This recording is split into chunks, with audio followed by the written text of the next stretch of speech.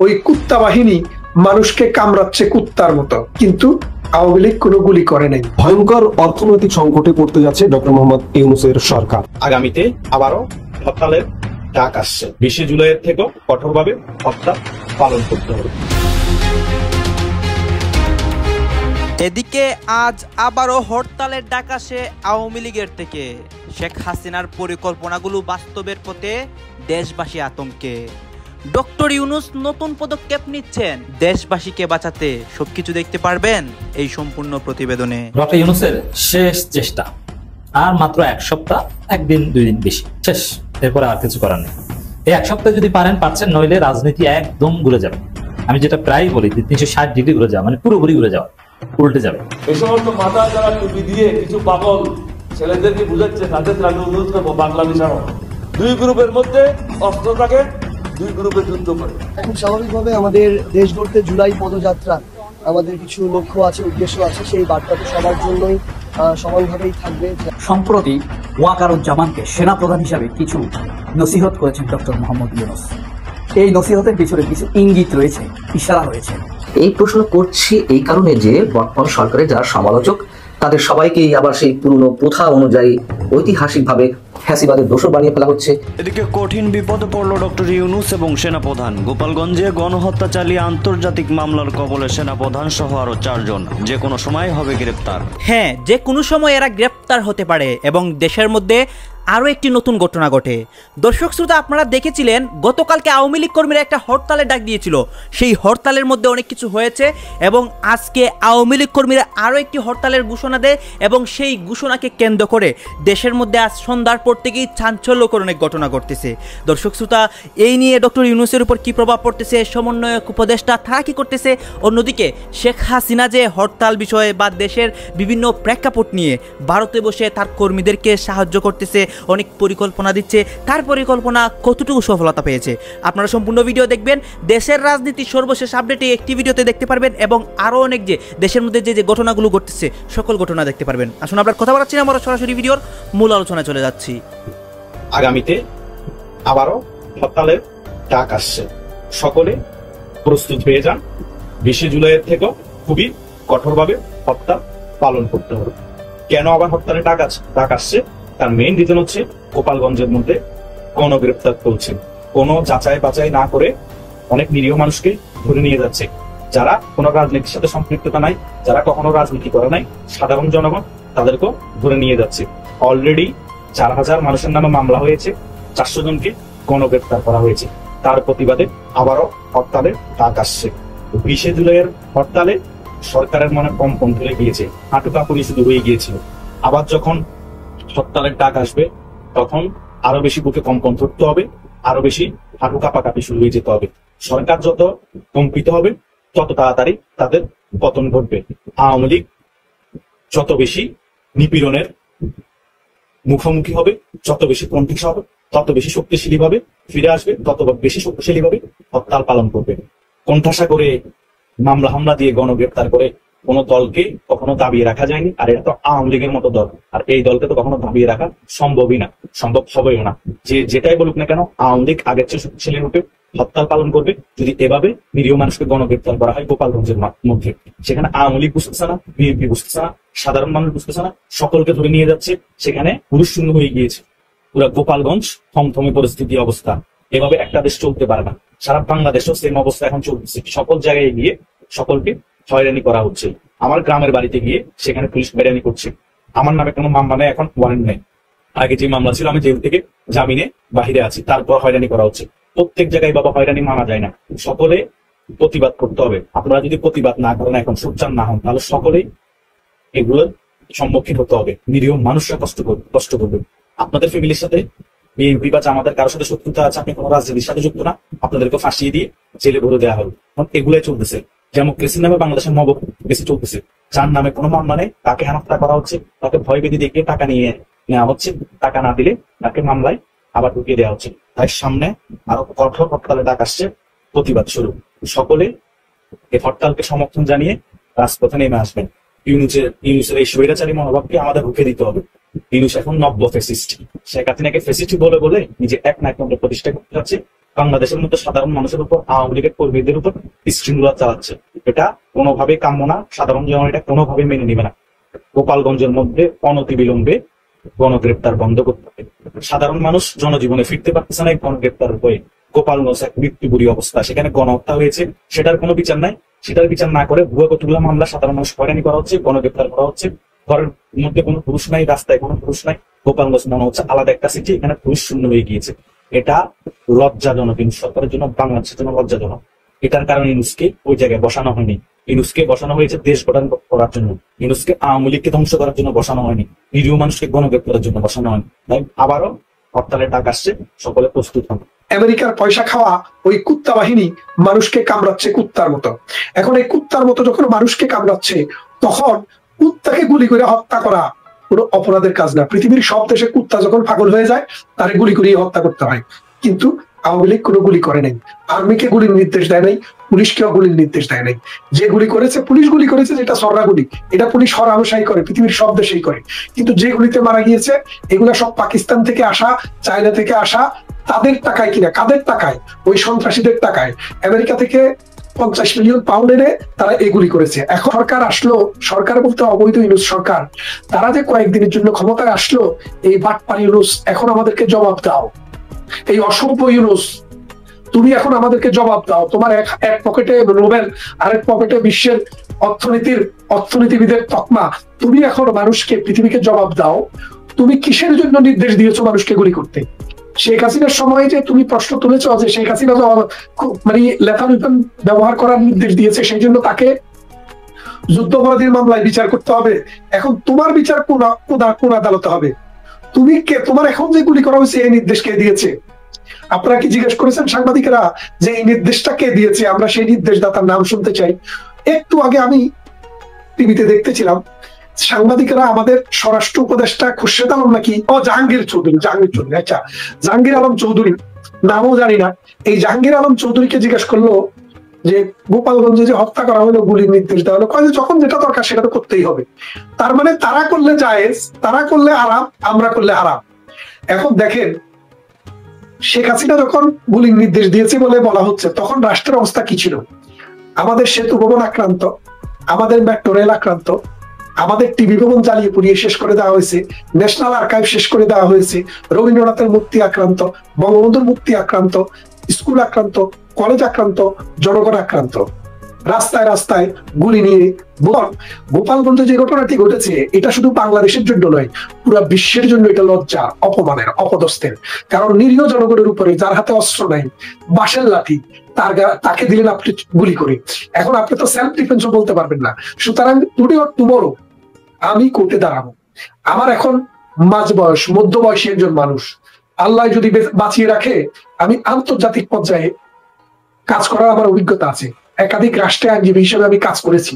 পৃথিবীর এই ইউনাইটেড কিংডমের অন্যান্য অংশেও আমি এখন মামলা মোকদ্দমা আদালত করছি, এবং ভবিষ্যতে এই মামলাটি বিচার যখন হবে, আমি সেখানে একজন লয়ার হিসেবে থাকবো। কথা দিচ্ছি বাঙালিকে, সারা বিশ্বকে, যে অন্যায় হয়েছে এই অন্যায়ের বিচার আমরা করব। ডক্টর ইউনুস যদি বেঁচে থাকে তার বিচার হবে, আর যদি ইউনুস বেঁচে না থাকে তার দোষকদের বিচার হবে। আপনি দেখেন, যে শেষ কথাটা বলি, শেষ কথাটা হচ্ছে প্রধানমন্ত্রী শেখ হাসিনা আজকে যে কথাটি বলেছেন, আমি তার সাথে পূর্ণাঙ্গভাবে একমত। যে গোপালগঞ্জে যে হত্যা চালানো হয়েছে, পাকিস্তান বর্বর বাহিনী যেভাবে হত্যা চালিয়েছে, ঠিক একইভাবে নিরস্ত্র মানুষের উপরে, শান্তপ্রিয় মানুষের উপরে এই আক্রমণ হয়েছে। এটা মানবতার বিরুদ্ধে অপরাধ। এই অপরাধের জন্য আর্মির যেসব অফিসার, সেনাবাহিনীর যেসব অফিসার, পুলিশের যেসব অফিসার এবং নৌবাহিনীর যেসব অফিসার জড়িত ছিল, তাদের বিচার বাংলার জমিনে হবে। কেন হবে? আমি বিশ্বাস করি বঙ্গবন্ধু হত্যার বিচার করেছি 30 বছর পর, 50 বছর, 40 বছর পর করেছি যুদ্ধাপরাধীদের বিচার। আমরা নিয়মতান্ত্রিকতায়, রুল অফ লতে বিশ্বাস করি, এবং এই বিচার আমরা আপনাদেরকে করে দেখিয়ে দেব। আজকে অবস্থা ভালো নেই, কিন্তু এই অবস্থা কিভাবে ভালো করতে হয় একটু আমাদেরকে সময় দেন। শুধু নিঃশ্বাসটা নেই। নুরুন নবী ভাইদের কাছে আমাদের প্রতিশ্রুতি, আমাদের ওয়াদা, এই বিচার আমরা বাংলার জমিনে করে দেব ইনশাআল্লাহ। 1971 সালে যখন মহান মুক্তিযুদ্ধ হয়, মুক্তিযুদ্ধের আগে কিন্তু 70 সালে একটি নির্বাচন হয়েছিল। সেই নির্বাচনে বাংলাদেশ আওয়ামী লীগের বিরুদ্ধে 30 ভাগ ভোট পড়েছিল। আওয়ামী লীগ পেয়েছিল 70 ভাগ ভোট, আর তার বিরুদ্ধে পড়েছিল 30 ভাগ ভোট। অর্থাৎ 1971 সালেও পাকিস্তানপন্থী মানুষের সংখ্যা 30 ভাগ ছিল। ডক্টর ইউনূসের শেষ চেষ্টা, আর মাত্র 1 সপ্তাহ, 1 দিন 2 দিন বেশি, শেষ। এরপরে আর কিছু করার নেই। এই 1 সপ্তাহ যদি পারেন পাচ্ছেন, নইলে রাজনীতি একদম ঘুরে যাবে। আমি যেটা প্রায় বলি যে 360 ডিগ্রি ঘুরে যাওয়া, মানে পুরোপুরি ঘুরে যাওয়া, উল্টে যাবে। দর্শক, জুলাই মাসেই জাতীয় সনদ চায় কমিশন, জানালেন আলী রিয়াজ। প্রফেসর ইউনূসের নির্দেশনার আলোকে এটা আলী রিয়াজ বলেছেন। তিনি বলছেন কমিশন শুধু আশা করে না, বিশ্বাস করে। দেখেন, জুলাই মাসেই জুলাই সনদ চায়, অথচ জুলাই সনদের কোনো আলামত নেই। আলামত হচ্ছে দেশে বিভাজনের আলামত। বিএনপি এখন সে আওয়ামী লীগের ন্যারেটিভ গ্রহণ করেছে, তারা নির্মূলের রাজনীতি করছে, প্রতিপক্ষকে রাজাকার ট্যাগ দিয়ে পাকিস্তান পাঠিয়ে দিতে যাচ্ছে। আওয়ামী লীগের পরাজিত শক্তির রাজনীতির ন্যারেটিভ বিএনপি গ্রহণ করেছে। এই জায়গায় জুলাই সনদ থাকলে তো আসলে বিএনপি রাজনীতি থাকে না। যারা 71 ব্যবসা করে, যারা নিজেদেরকে বলে আমরা বাঙালি, যারা জুলাইকে বলে আবেগ, কোনো আইনি ভিত্তি নাই, জুলাই সনদ আসলে তাদের কোনো ভ্যালু থাকে না। এই জন্য এতদিন তো সবাই জানে, দিস ইজ ওপেন সিক্রেট না, ওপেন, যে বিএনপি জুলাই সনদ ঠেকিয়ে রেখেছে। এতদিন জুলাই সনদ হওয়ার কথা ছিল 31 ডিসেম্বর, ছাত্র করার কথা ছিল। সেখান থেকে নানানভাবে ফিরিয়ে এই পর্যায় পর্যন্ত বিএনপি এনেছে। এখন জুলাই মাসে হচ্ছে ডেডলাইন, আর জুলাই মাস শেষ হতে বাকি আছে আর 1 সপ্তাহ সামথিং, আমি যখন কথা বলছি তখন। আর এই 1 সপ্তাহের মধ্যে এখন পর্যন্ত কোনো অ্যাডভান্সমেন্টই নেই। এটা এনসিপি বুঝে গেছে, যার ফলে তারা নিজেরাই জুলাই সনদ রেডি করে বসে আছে, তারা নিজেরা ডিক্লেয়ার করবে, সম্ভবত 3 অগাস্ট ডিক্লেয়ার করবে। তো দর্শক, এই মাসের মধ্যেই যদি জুলাই সনদ হওয়া সম্ভব হতো, আমরা এতদিন টের পেতাম। যদি হয় ওয়েলকাম, হলে আলহামদুলিল্লাহ, তাহলে দেশ সহজে সামনের দিকে এগোবে। আর জুলাই সনদ না হলে আর এক দফা বিপ্লবের মধ্য দিয়ে, যেটা একটা অস্থিতিশীল পরিবেশের সৃষ্টি করতে পারে, দেশ সামনের দিকে হবে। কিন্তু দেশ সামনে এগোবে। জুলাই মাসেই জাতীয় সনদ চায় কমিশন, জানালেন আলী রিয়াজ। এর মানে এটা শেষ চেষ্টা, সবাইকে বোঝাচ্ছে, সবাইকে বলতে বিএনপিকে, অন্য সবাই এমনি রাজি। আর বিএনপি রাজি না এটা সরাসরি বলবে না। গল্প শুনছেন না, যে বউকে মারে, বউ জিজ্ঞেস করে তুমি আমার প্রত্যেকদিন মারো কা, তুমি কি চাও আমি চলে যাই? তারপর সে আমি কি বলেছে, কিলের ওজন শুনে ওজনে বোঝো না যে কি বুঝাইতে চাই, ওইরকম। তাই বিএনপি সরাসরি বলবে না যে আমরা জুলাই সনদ চাই না, বলবে যে এই জুলাই সনদ এটা আবেগ, এটা সাংবিধানিক ভিত্তি থাকতে পারে না, এটা কোনো আইনি ভিত্তি, এটা একটা রাজনৈতিক দল হতে পারে, অথবা এটা থাকতে পারে, আগে হতে হবে 71, জুলাই এটা কি এত মহান করার কিছু নাই। এই সব কথাবার্তা জুলাই সনদের খসড়ায় বিভিন্ন ধরনের আপত্তি, সংযোজন, বিয়োজনের প্রস্তাব দিয়ে বিএনপি ঠেকিয়ে দিবে। সরাসরি তারা বলবে না আমরা জুলাই সনদ চাই না। তারা জুলাই সনদের উদ্দেশ্যে আলোচনা করতেও যাবে, কিন্তু এমন এমন যুক্তি তর্ক তুলে ধরবে যার ফলে জুলাই সনদ না হয়। এইভাবে বাটপারি করবে। আপনারা নিঃসন্দেহে মনে রাখবেন যে জুলাই সনদ যদি না হয় তাহলে ওটা পুরোপুরি বিএনপি ঠেকিয়ে দিয়েছে, অন্য কোনো গোষ্ঠীর আপত্তি নেই। বিএনপি এখন ভারতের দালাল, আর ভারত কিছুতেই চায় না বাংলাদেশে জুলাই সনদ হোক, কারণ জুলাই সনদ হলে ভারতের হেজিমনি একদম থাকে না। ভারতের হেজিমনি বাংলাদেশে থাকে 71 ব্যবসা থাকে, আর বিএনপি 71 ব্যবসা গ্রহণ করেছে। এই জায়গাটা দর্শক, জুলাই মাসেই জাতীয় সনদ চায় কমিশন, জানালেন আলী রিয়াজ। খুব সিরিয়াস, মানে শেষ চেষ্টা। আর জুলাই মাসে যদি না হয় তাহলে এই ছাত্ররা, বিপ্লবের পক্ষের শক্তি, তারা সবাই ইউনূস সরকার থেকে মুখ ফিরিয়ে নেবে। এমনকি ইউনূস সাহেব ব্যর্থতার দায় নিয়ে তিনি চলে যেতে পারেন ফ্রান্সে বা যুক্তরাষ্ট্রে, যে না আমি পারলাম না দিতে, অন্য কেউ দিক, আমি চলে যাই, ভাই, হতে পারে।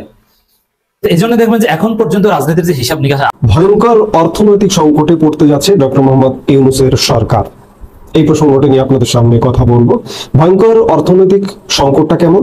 ভয়ঙ্কর অর্থনৈতিক সংকটটা হচ্ছে যে বাংলাদেশের উপরে মার্কিন যুক্তরাষ্ট্রের যে বর্ধিত শুল্ক, আপনারা ইতিমধ্যেই জানেন, এটি বহুল চর্চিত বিষয়, বহুল আলাপের বিষয়, যে বাংলাদেশের উপরে, বাংলাদেশি পণ্যের উপরে মার্কিন যুক্তরাষ্ট্র 35% শুল্ক আরোপ করেছে এবং আগামী 1 আগস্ট থেকে এটি কার্যকর হবে। সেই বিবেচনায় আজকে 21 জুলাই, মাঝখানে মাত্র 10 দিন সময় আছে। বাংলাদেশ ইতিমধ্যে 2 দফা মার্কিন কর্তৃপক্ষের সঙ্গে বৈঠক করেছে, নেগোসিয়েট করবার চেষ্টা করেছে, কিন্তু কোনো নেগোসিয়েশনে সফল হয়নি। বাংলাদেশ ইতিমধ্যে 3য় দফা বৈঠক করবার প্রস্তুতি নিয়েছে, কিন্তু মার্কিন যুক্তরাষ্ট্র অপেক্ষায় থাকতে বলেছে। গতকালকে এই বিষয়টি নিয়ে দৈনিক প্রথম আলো একটি গোলটেবিল বৈঠক করেছে।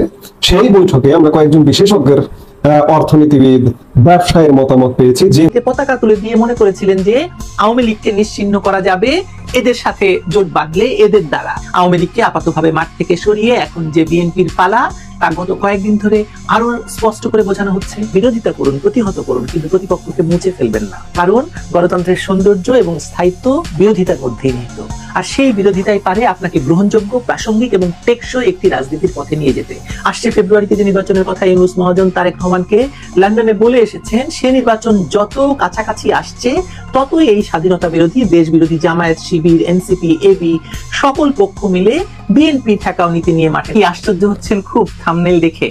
হবেন না, এটাই বাংলাদেশের বাস্তবতা। বিএনপিকে রাজনৈতিক স্পেস না দেয়ায় আওয়ামী লীগ যেমন বিপদগ্রস্ত হয়েছে, মানে আজকের গাড্ডায় পড়েছে, তেমনি জন্মের পর থেকে বিএনপি আওয়ামী লীগকেই রাজনীতি থেকে বিদায় করতে গিয়ে আজকে ঠিক আওয়ামী লীগের মতোই রাজনৈতিক গাড্ডায় পড়তে যাচ্ছে।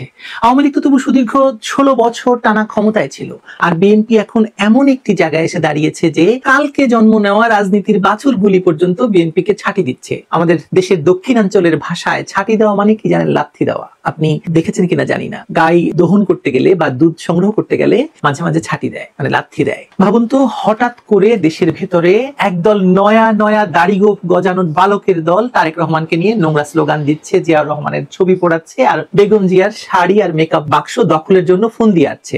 এরা কারা বলুন তো? চিনতে পারছেন না তো? চিনতে পারবেন। এই কিছুদিন আগেই তারা শেখ হাসিনাকে নিয়ে নোংরা স্লোগান দিয়েছে, গণভবন থেকে দাদির বয়সী নারীর অন্তর্বাস নিয়ে উল্লাস করেছে, আর জাতির পিতা বঙ্গবন্ধুর বাড়ি ভেঙেছে, মুরাল ভেঙেছে, মুক্তিযোদ্ধাদের ভাস্কর্য ভেঙেছে। এসবে বিএনপির অংশগ্রহণ ছিল না?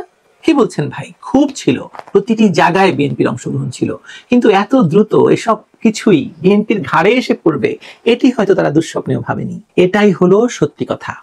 দর্শক, আপনারা তো দেখলেন এখানে কি কথা হচ্ছে। অনেকেই কিন্তু অনেক কথা বলতেছে, অনেকে আলোচনা করতেছে, অনেকে সমালোচনা করতেছে, দেশের বিভিন্ন অবস্থা এবং পরিস্থিতি নিয়ে সবাই সবার মন্তব্য প্রকাশ করতেছে, এবং তাদের মন্তব্যগুলো দেখে আমরা অনেক কিছু বুঝতে পারি দেশের মধ্যে কি হচ্ছে এবং দেশের পরিস্থিতি ঠিক কোন দিকে যাচ্ছে। এখানে কিন্তু দেশের বিভিন্ন পরিস্থিতি নিয়ে কথা হয় গাইজ। এই বিষয়গুলোর সাথে আপনারা একমত পোষণ করেন নাকি দ্বিমত পোষণ করেন, এটা অবশ্যই কমেন্ট বক্সে লিখে যাবেন। আর হ্যাঁ, তখন আপনাদেরকে আমরা যা কিছু দেখিয়েছি সব কিছু আমরা সোশ্যাল মিডিয়া থেকে সংগ্রহ করেছি। এখানে আমাদের নিজস্ব কোনো মন্তব্য নেই বা নিজস্ব কোনো সিদ্ধান্ত নেই। সর্বশেষ আপনাদের কাছে আমাদেরকে রিকোয়েস্ট থাকবে, আপনারা আমাদের চ্যানেলের নতুন দর্শক হয়ে থাকলে চ্যানেলটি সাবস্ক্রাইব করবেন এবং পাশে থাকা বেল বাটনটি বাজাবেন, যাতে করে নেক্সট ভিডিওটা সবার আগে আপনাদের কাছে পৌঁছায়। ধন্যবাদ।